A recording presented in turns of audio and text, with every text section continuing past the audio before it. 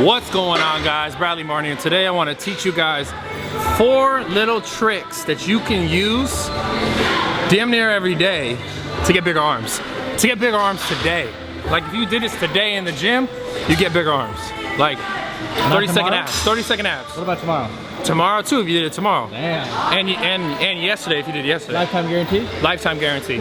Or all your money back that you didn't spend, because this is free fucking advice. So anyways, but seriously, okay, check this out. People have a misconception, I truly believe this, if people have a misconception of to get big anything, you need to lift heavy weights. Because you know, you hear girls that go like this, oh, if I want to, you know, I want to get toned, so I use lightweight and I focus on reps, like I'll get toned.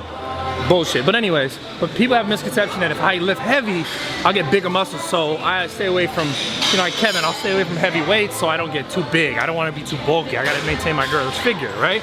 So, but it's bullshit, okay? Because especially for arms. And I'm gonna say this because I believe that most of you guys probably feel the pump. You guys probably know how to use your biceps pretty well, because let's be frank, and I'm the same way, and I was the same way when I first got into working out. It was all about arms and chest, right? I'll be honest, that's what it was to me. I was like, that looks the coolest, that's what I want. So, but I learned along the years, along the fucking 10 years, plus 2 kind of bullshit years, because I'm 27 now, 10 years of like doing this shit every day, I dialed back the weight. Now, I'm not saying that don't lift heavy ever, but I'm saying vary the weight, and don't be afraid to do bicep sets with weight that like you guys will see me, and you guys see me pick up this, right?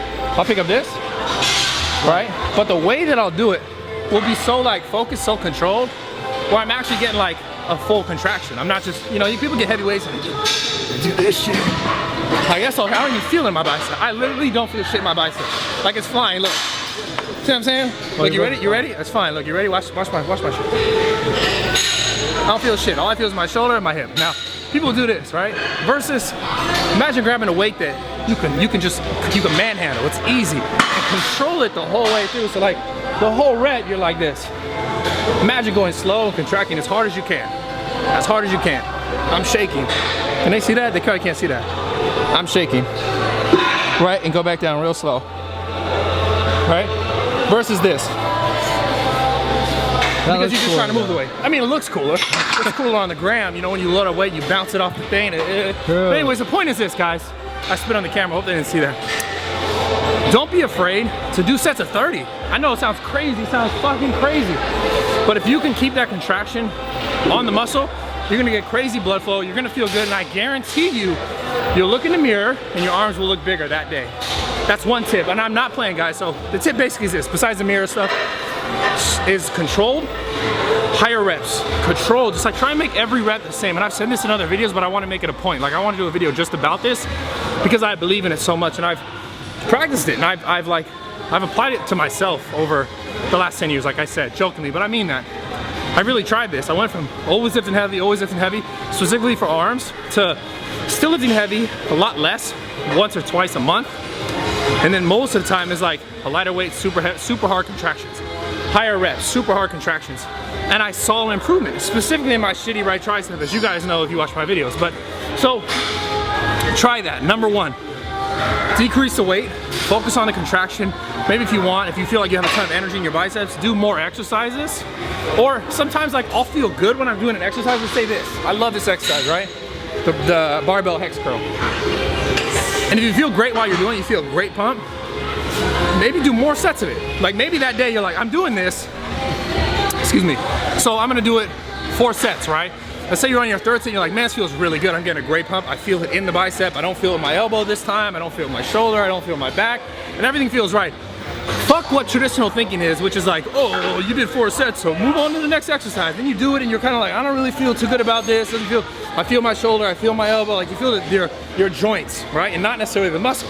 Like as you're trying to work your bicep, not your elbow and not your shoulder, right? Not the joints and the tendons and ligaments. You're trying to work the muscle. So if you feel that way, just keep doing sets until you like burn the fuck out. Like I mean this, I'm telling you guys seriously.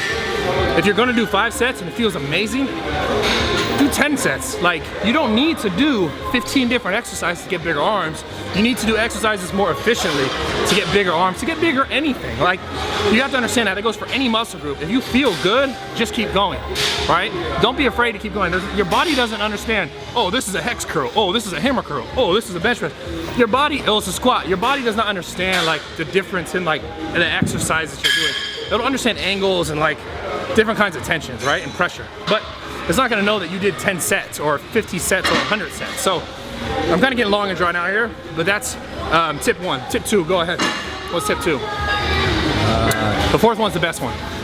No, that's the 4th one. That's the 4th one. Oh, every day. Oh, okay.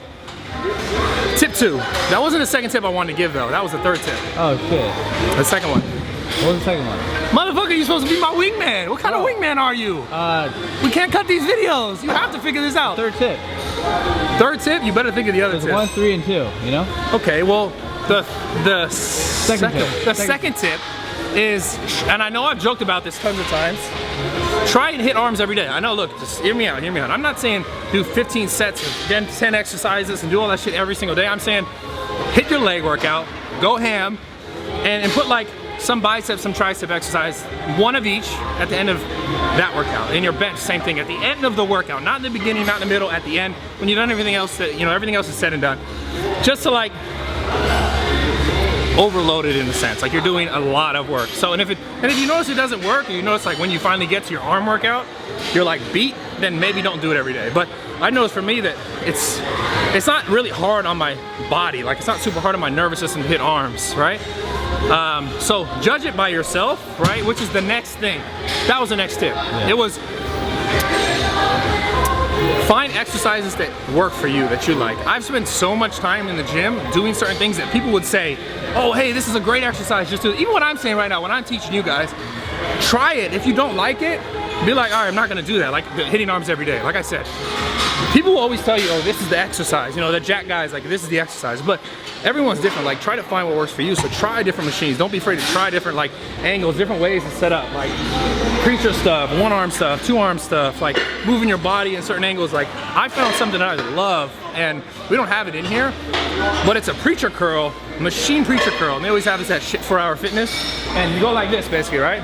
So the weight will be set up here. It's a cable machine. You know, the cable machine is here, like the weight is here, you put the weight.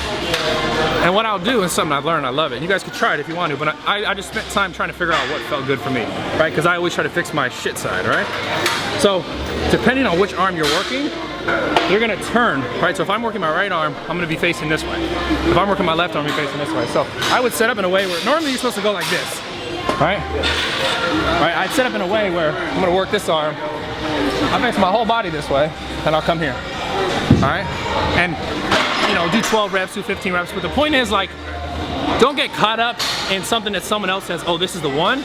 Do something that you can try different things and be like, oh, this works for me. Like, I have weird ass ways to hit my triceps now, but you guys would be like, that's like, what kind of like, which magic is that? Where's your wizard hat?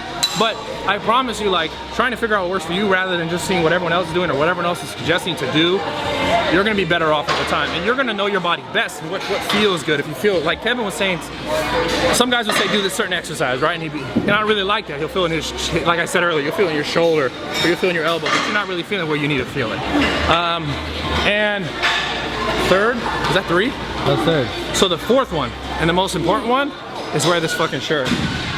Link is in the description below. Just kidding, that's not really one. But the link might be there, and these actually might be sold out, so I don't know. You can check if not, either way. Give him that one, bro. I'll give him this one? Yeah, give him that one. Oh yeah, okay.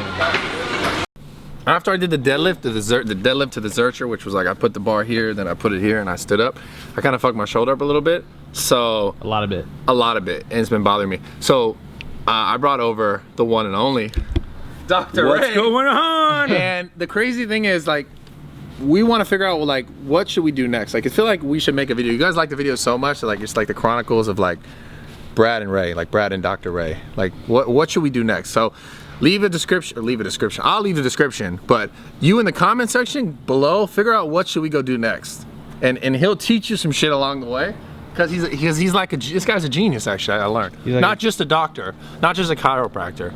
He's also a father, which makes you smart because you have kids, and kids are They're fucking. I've learned a lot from having a child. So they're difficult. They're difficult. Like me with Kevin. Kevin's like my child. It's very difficult. It's how I learn a lot of stuff that I know. Now, what should we do next? So comment below. Let us know. He's gonna adjust me again. He's gonna help me out, and then yeah, we'll figure it out.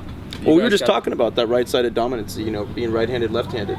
That plays a role. Yeah, I'm right-handed. You're right. So your left side's a little pussy. It's basically sometimes when the force. It's the correct doctor term, right? It's the correct. Your shoulder's a little. The left side's a little pussy. There's some other words I might use differently, but that could be it. But no, it's just a matter of stabilizing the joints evenly. So when you're deadlifting, obviously you have a hammer grip. Yeah. Right. You go back and forth. And that is what I did. I was like this. Yeah. So if you can hammer grip, you know, I'd actually train it both sides just to make it stronger. And I don't do that. So you guys know, I'm be honest, like a Boy Scout, but do they do this? Scout's honor. Scout. Anyways, I don't do that. I always go one way. Only one way. So you I don't go both ways, bro. Chill out. But he's saying, we're not talking about that, but he's saying that I gotta go both ways for the deadlift. For the deadlift. So that I'm balanced, and that is true. And I don't do that because normally what I do when I train the deadlift, I'll just work up to a heavy set, and I'll do all my reps, and then I'll just be done. So yeah, well, they're usually muscles too. They're usually the supinator and pronator that you don't really see because they're so deep in the forearms that allow you to rotate more back and forth. So when you're supinator, you know, obviously back in there you supinate right and then pronate, move away. So sometimes you're going to offset that, especially when you're coming through, so that way you can actually get both sides to stretch. You're actually stretching supinator, pronator, stretching supinator, pronator. I feel like it does affect, obviously, for sure, your shoulder. Because if you're like this, I can feel the rotation of my shoulder. Right. So I go like this. I'm more comfortable here. Sure. And I definitely feel like I did something.